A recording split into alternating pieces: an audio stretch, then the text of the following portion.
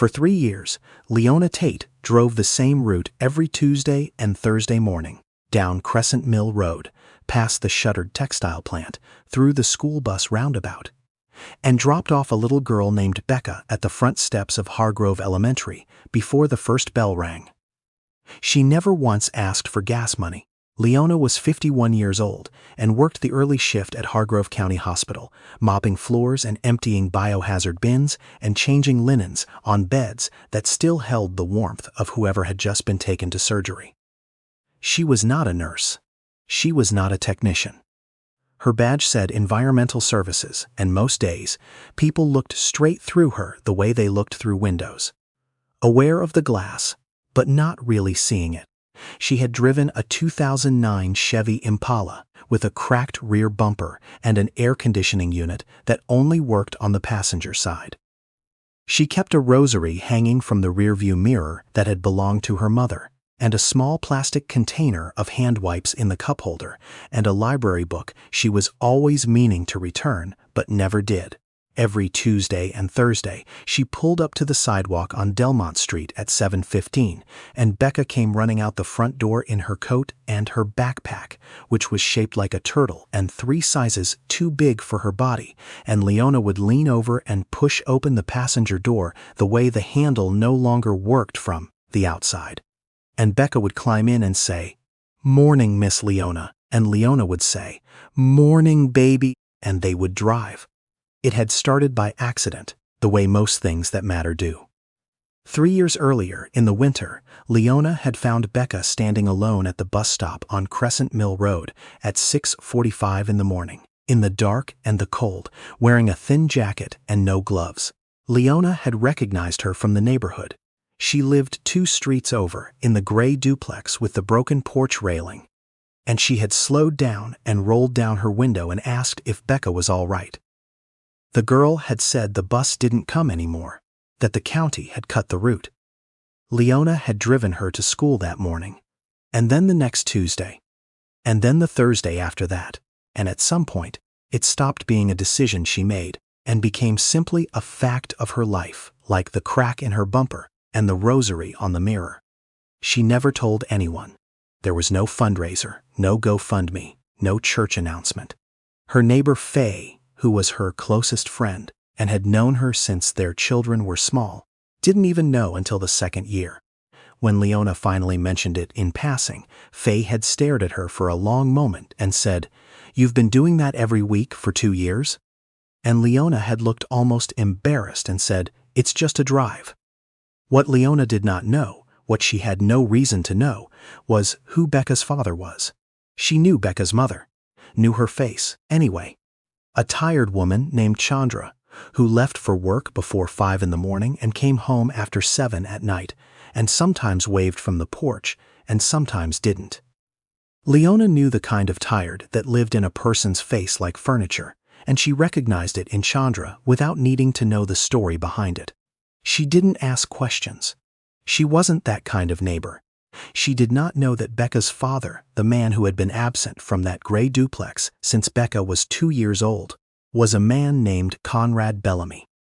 She did not know that Conrad Bellamy owned 43% of Bellamy Transit Holdings, a private logistics and transportation company that had started as a regional trucking outfit in Georgia and had grown, over 30 years, into something worth just under $1 billion. She did not know that Conrad had been looking for his daughter for over a year. She did not know any of that. She was just a woman who drove a child to school. Conrad Bellamy had grown up in Augusta, the youngest of 4 brothers. In a household where money was theoretical, something other people had, something discussed mostly in terms of its absence. His father had worked the docks. His mother had cleaned houses.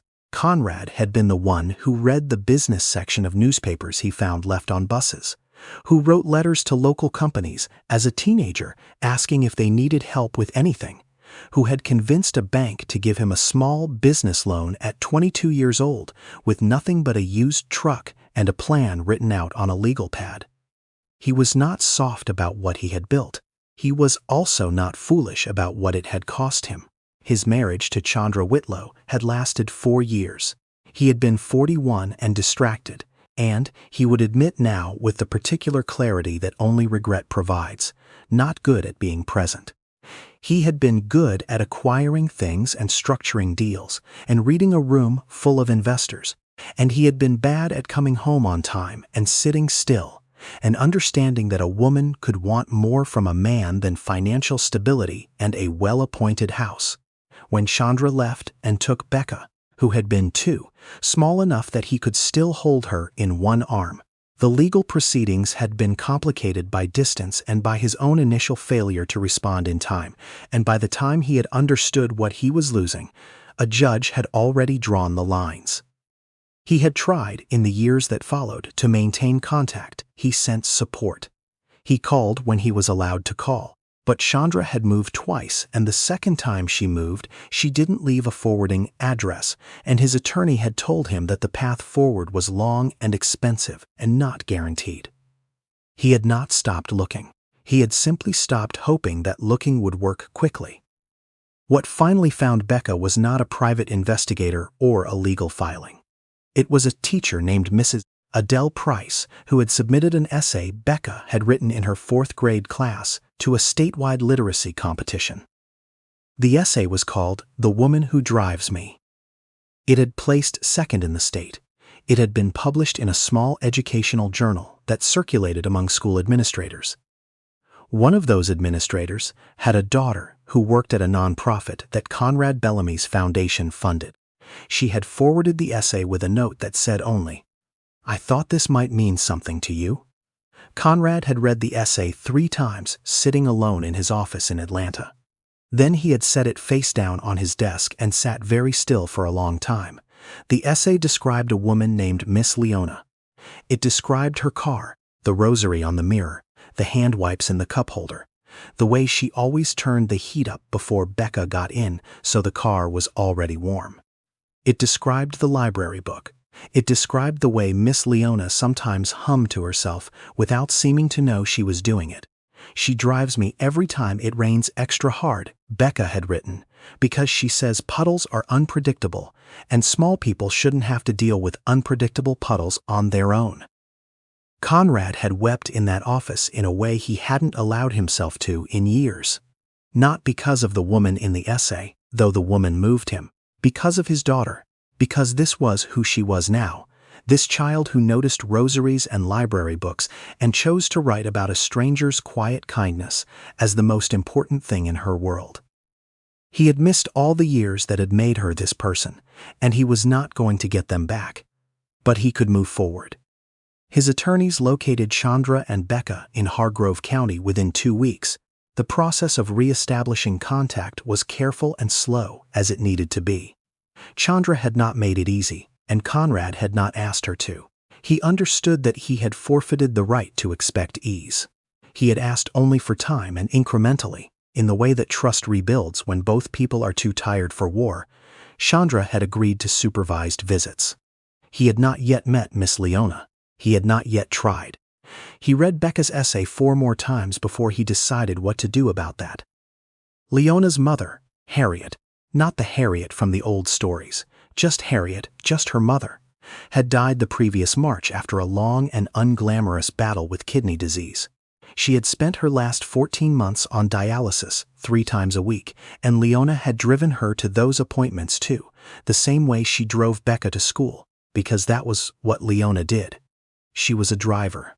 She was a shower-upper. After her mother died, Leona had found herself in a particular kind of quiet that was worse than grief. Grief was loud, at least for a while. This quiet was something else. A sense that the shape of her days had been determined for so long by other people's needs, that she no longer knew what her own needs looked like. She was 51 years old, and she mopped floors for a living, and her children were grown and in other cities, and her mother was gone. And some mornings she sat in her Impala in the hospital parking lot for an extra 5 minutes before going in, because she needed to remember why she was getting out of the car.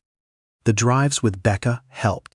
She would not have said so to anyone, because it would have sounded like she was taking something from a child, which wasn't how it felt. It felt more like the child was a reminder, a reason to have the heat on, a reason to turn down the radio and pay attention to something small and real. Faye had been on Leona for months to apply for a different position at the hospital. There was a patient transport opening. More money, different hours, union benefits. "You've been down there mopping since Clinton was in office," Faye had said, not unkindly. "You can do more than that." Leona had looked at the application 3 times and not submitted it. It was not that she doubted herself. It was something harder to name. A feeling that the floor she mopped was a floor people walked on. That the rooms she cleaned were rooms people came into at their most frightened and left either changed or not changed at all. And that the fact of her presence in those rooms, quiet, unassuming, doing the invisible work, was not nothing. She had never needed anyone to call it important. She just needed it to be true. She finally submitted the application on a Wednesday in February, 2 weeks after she had helped a young woman in room 114 find her phone charger under the bed during what turned out to be a 12-hour labor. The woman had held Leona's hand for a moment and said, "Thank you for staying," even though Leona had just been finishing her cleaning round. She had not stayed. She had simply not left yet, but it had felt, for a moment, like the same thing. The first time Conrad came to Hargrove County, it was for a scheduled visit with Becca at a community center downtown. It lasted 2 hours and was supervised by a social worker named Philippa, who sat in the corner and took notes with the careful neutrality of someone who had seen too much human failure to be surprised by any of it, and too much human repair to stop hoping for it. Becca had brought a drawing she'd made, which was what she did when she was nervous. It was a picture of a car, identifiable as a car, mostly because she'd drawn 4 circles for wheels and written car in capital letters across the door, and inside the car were 2 stick figures, one big and one small, with the big one's stick arm raised in a wave. Conrad had kept that drawing. He kept it folded in his wallet behind his license. On the 3rd visit, Becca told him about Miss Leona. She didn't tell him with any kind of motive. She was a child. She told him the way children tell you things, as a listing of facts that seem equivalent in importance because the world has not yet taught her to sort them into hierarchies. She told him that Miss Leona's car smelled like lavender on good days and like antiseptic on hospital days, and that Miss Leona knew all the shortcuts, and that once, when Becca had forgotten her lunch, Miss Leona had driven back home to get it even though it made her late for work. "She went back for your lunch," Conrad said. "She said food was non-negotiable," Becca said. Conrad was quiet for a moment. Philippa was writing something in her corner. "She sounds like a real one," he said. Becca looked at him seriously. "She's the realest person I know," she said, "besides Mama." He had not thought, before this conversation, about whether he might want to do something for this woman. The essay had moved him, but the essay was abstract, a piece of writing about a stranger. This was his daughter's voice, telling him that a woman he'd never met had gone back for her lunch. He thought about it on the drive back to Atlanta. He thought about how many mornings he had been in the back of a car being driven somewhere important, and how many of those mornings a driver he barely acknowledged had navigated him through traffic and weather and the mundane brutality of commutes, and whether he had ever, once, gone back for anyone's lunch. He told his assistant to find out everything she could about Leona Tate. What his assistant found was not unusual, which was in its own way unusual. There was no viral story, no local news segment, no recognition from the hospital or the school district or anyone official. There was only a woman who had worked the same job for 19 years, who had a perfect driving record, who attended a Baptist church on the east side of Hargrove, who had a library card that was, by the available evidence, significantly overdue, and who had, for 3 years, driven someone else's child to school twice a week for free.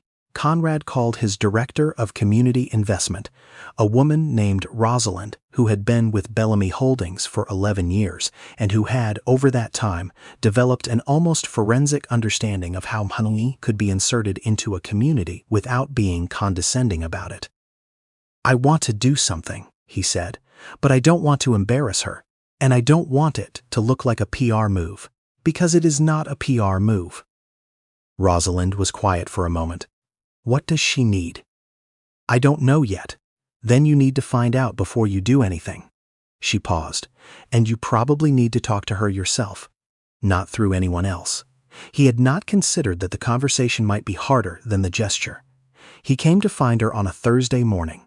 He had not told anyone he was coming except Rosalind and his driver, whom he asked to pull to the curb half a block from Hargrove Elementary and wait. He walked the rest of the way in a coat that cost more than Leona's monthly paycheck, which he only realized after the fact and would think about for a long time afterward. He got there just as the Impala pulled up. He watched Becca run out of the duplex and climb into the car through the passenger door that didn't open from the outside. He watched the car idle for a moment before pulling away. He had timed it wrong. He had thought to catch Leona when she dropped Becca off, not when she picked her up. He hadn't thought it through. He walked back to his car and sat with it. The next Tuesday, he was at Hargrove Elementary at 7:40, standing near the front steps but not directly in front of them because he didn't want to be conspicuous, and also because standing directly in front of an elementary school as a stranger felt, correctly, like something one should not do without a reason that was immediately apparent. The Impala pulled up at 7:48. He watched Becca hop out. She saw him and stopped, surprised, and then, with the particular matter-of-factness of children who have been told their father is coming back and are still figuring out what to do with that information, she said, "Dad, this is Miss Leona's car." Leona had gotten out of the driver's side by then because she always walked Becca to the door on rainy days, and it was raining, lightly but persistently, the way November rain commits to itself in the South. She looked at Conrad. He looked at her. She was a woman of 51 with the kind of face that has been weathered by specific and real things rather than by time in the abstract. She was wearing her hospital scrubs under her coat. Her hair was pulled back. She looked at him the way people look at someone they can't quite place. Not suspicion, just careful attention. "You're Becca's dad," she said. It was not a question. "I am," he said. "And you're Miss Leona." She looked briefly at Becca, who was watching this exchange with the fascinated calm of someone who has already accepted that adults are confusing. Then she looked back at him. "Why don't you take her inside?" she said to Becca. "I'll wave to you from the door." Becca went. They stood on the sidewalk in the light rain, Conrad Bellamy, who was worth something close to $1 billion, and Leona Tate, who drove a 2009 Chevy Impala with a broken door handle. "She wrote about you," he said. "An essay for school. It won second place in the state." Leona blinked. "I didn't know about an essay." "That's why it won second place," he said. "Because she wasn't trying to win anything. She was just telling the truth about someone she loves." Leona was very still for a moment. "I don't know why you're here," she said quietly, but not unkindly. "I'm here because for 3 years Heaver, while I was absent from my daughter's life, you were present in it. Every Tuesday and Thursday. In the rain. You went back for her lunch when she forgot it." He stopped. He was not a man who frequently lost command of a sentence, but he was losing command of this one. "I'm here because I don't know how to. I'm not good at letting things go unacknowledged." "It was just a drive," she said. "My daughter doesn't think so." She looked away down the street for a moment. A school bus went by, running late. "What is it you want to do, Mr. Bellamy?" she asked. He had prepared for this question. He had thought about it on the drive down and in the hotel room the night before and in the car half a block away when he was collecting himself. He had a speech, a reasonable and gracious speech about his foundation and about community investment and about how there were structural ways to express gratitude that didn't feel like charity. He said none of it. "My foundation gives grants to hospitals for patient transport programs," he said instead. "Programs that help people get to appointments, dialysis, chemotherapy. The kind of appointments that if you miss them, you don't get the time back." He paused. "I don't know if that means anything to you." She turned and looked at him fully. "My mother was on dialysis," she said, 3 times a week for 14 months. "I know," he said. "Rosalind, my director, she told me. I'm sorry." Leona looked at him for a long moment. The rain was picking up slightly. "There are a lot of people in this county who needs," she said. "People who don't have a Miss Leona. People who miss those appointments because nobody went back for their lunch." "I know," he said. "Then that's what you should put your money toward," she said. "Not me. Not anything for me. Those people." He nodded slowly. "I was already planning on it," he said. "I just wanted you to know why." She seemed to weigh that for a moment. "And the patient transport job," she said, almost to herself. Then, to him, "There's a position opening at the hospital. Patient transport. I've been putting off applying." "Apply for it," he said. She looked at him sideways. "You don't have any pull there." "I have some pull there," he said. "I won't use it, but apply anyway." She almost smiled at that. It was the kind of almost smile that a person arrives at after a long time of not having much to smile about. "Go get your daughter to school on time," she said. "She's going to be late." He looked at the school doors. Becca was standing inside the glass, watching them, pretending not to watch them. "Will you tell her?" he said.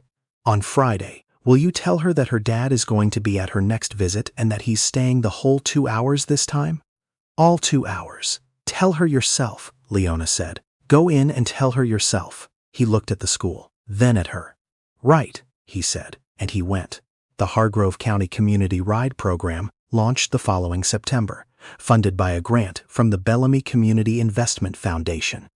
It provided free, scheduled transportation to medical appointments for county residents without reliable access to a vehicle. In the first year, it completed 4,312 rides. Leona Tate got the patient transport position at Hargrove County Hospital. She started in April. Her supervisor said she was one of the most naturally calming people he had ever seen in a patient-facing role, which she received without ceremony. She still drove Becca to school on Tuesdays and Thursdays. Nobody had asked her to stop, and she had not considered stopping. Some things become facts of a life. Becca, for her part, wrote a second essay that year for the same literacy competition. It placed first. Leona found out about it the same way she'd found out about the first one. From Becca in the car, mentioned in passing the way children mention the things that matter most, as though they were obvious, as though everyone should already know.